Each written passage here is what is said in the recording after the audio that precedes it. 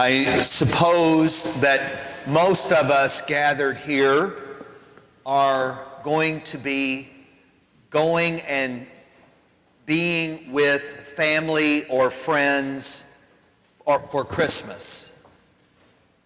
I assume that's the case. I hope that's the case. I remember when I was a child how excited I was when my cousins would show up. They didn't call back in those days. You just went and you presumed that if you were family, they would find another tater to put in the soup or whatever. We always had enough to eat, it seemed. Mom, you worked miracles. Because sometimes there'd be 6 of them or 7. But there was always enough. And it was so exciting because we would play. We would play and play. Sometimes play a little loud. So that means we had to go out of the house. And time went so fast. School seemed to be so much longer. You know, like when is that clock working? Dragging on. But those cousins, it was time for them to go home. And we begged, can they stay the night? Mama will cook for you. No, we didn't say that, but they knew that would happen. And sometimes they got to stay. Mary greeted Elizabeth. And the baby leapt in her womb for joy because John, even in the womb, by the grace of God, these spiritual things, felt the presence of Christ, who is the great one of love, the one whose love conquers the darkness of the winter night or even of summertime. He is the one that brings the hope and the joy and the vision of what God wants for us.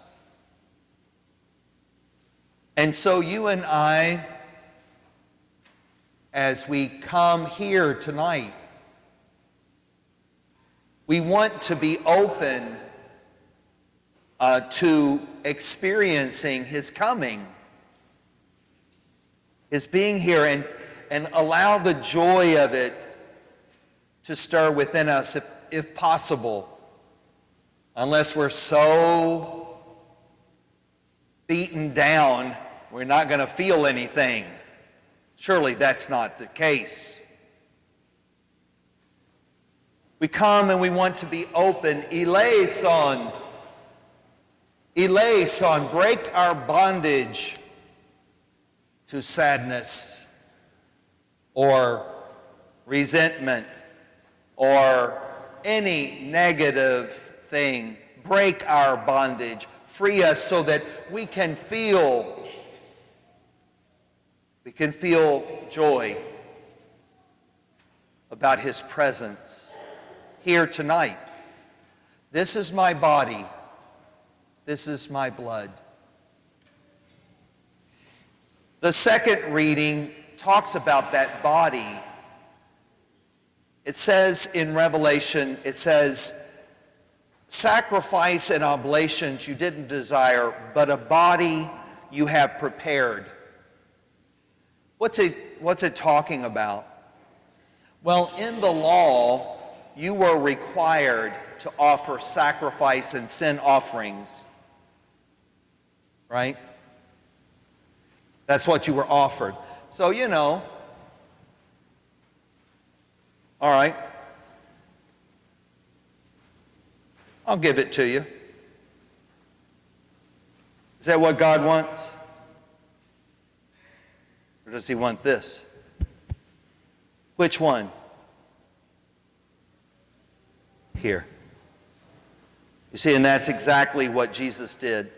He didn't have a substitute. He didn't take a little lamb or some animal or some incense and offer it to God.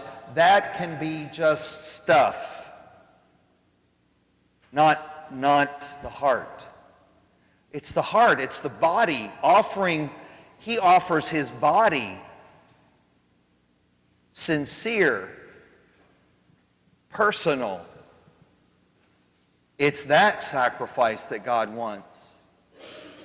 So we offer ourselves too with him tonight. We give it to him. And just maybe we can feel his presence. And maybe our hearts will leap up within us. And we can say, thanks be to God.